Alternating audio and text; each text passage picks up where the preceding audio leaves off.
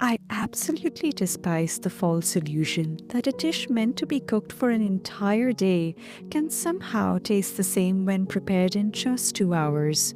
So I spent 19 hours cooking these lentils to show you the transformation that happens during a slow, patient cooking process. I soaked the lentils overnight to get a head start, so you can add another 8 hours to this process. Soaking isn't essential, but it produces a creamier result. Drain the water that the lentils are soaked in and add in fresh water to cook them. I cooked them at 300 degrees Fahrenheit in my oven for 14 hours. I'm all for efficiency gains in the kitchen. But as you can see, although this is cooked for 8 hours, the water and the lentils are still separate. The lentils are fully cooked, but in order to get the creamy texture, we need to cook it for much longer. This recipe is super simple with minimal ingredients. All it needs is time. Slow cooking it at a low heat produces the results that 2 hours of cooking cannot produce. The creaminess of this dish comes from cooking the lentils for a long time, which coaxes out the starch from within into the water that it's cooking in. I only add 4 tablespoons of butter, which adds a nice richness to this dish.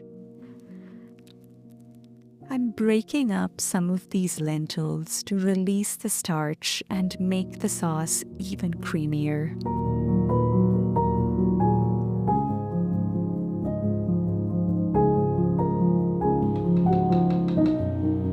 Not everyone has 19 hours to cook a dish, and a 2-hour version is more practical, so I understand the reason why some recipes call for that.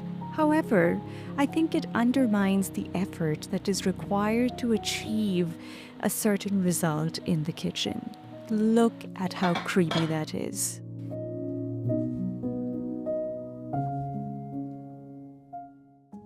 We need at least 3 to 4 hours for the ingredients to infuse into the lentils, and you can see that the sauce and the lentils are one and the same. I used the Dhungar method to add a slight smokiness to this dish. And now we are ready to serve our Delhi-style feast. This black lentil recipe is from one of my favorite restaurants in Delhi. The secret behind the creaminess of their dal is not cream or butter. It's the fact that the dal is cooked for 24 hours on a low coal fire. The chefs leave it to cook overnight and come back and tend to it for the entire day before it's ready to be served to the guests. Well, we have a Delhi-style feast right here. This is what we would typically order if we were going out to eat in Delhi. So we have dal bukhara, which is essentially a version of dal makhni made at a specific restaurant in Delhi. And then we have butter chicken that you made, and we have some garlic naan to go along with it. So Garlic naan that you just whipped up. yeah, pretty much in a jiffy. Let's try. Let's do it. I will start with the dal by itself. Give it a good mix. Give it a mix, okay. Get all the cream and butter in there. I was just going to go for the bite with all of the butter on top. I guess we can mix it. There's some butter over here.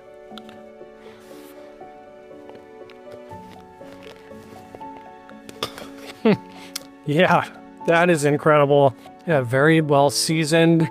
You can tell this cooked for a long time. The Dhungar method really makes a difference. You can taste that smokiness, and you only need 30 seconds or a minute with that. Otherwise, it can be too much, but this is spot on. You can cook this in an instant pot or a crock pot if you have one. I don't, so I just cooked it in the oven. But It is really hard to achieve this texture and this kind of creaminess without cooking it for a long period of time. Like if you only cook it for 2 hours, the water that you cook the dal in and the dal are going to be separate, but this is all one. You cannot attain this by taking a shortcut, so I would highly recommend cooking it for at least 8 hours. So you're saying this level of dal bukhara is not achievable with any shortcut or cheat method? Right, and the shortcut that people take is they think that the creaminess comes from adding a ton of butter and cream. We added about 4 tablespoons of butter to the entire pot of dal, and then the cream that you saw me add at the end was the only cream that we've added to this dish. Yeah, I've tasted bad versions of this, and this blows it away. Oh, thank you. Well, if you try this at home, let me know how it turned out, and see you next week. This dal goes perfectly with naan, so click here to watch the video on how to make it at home.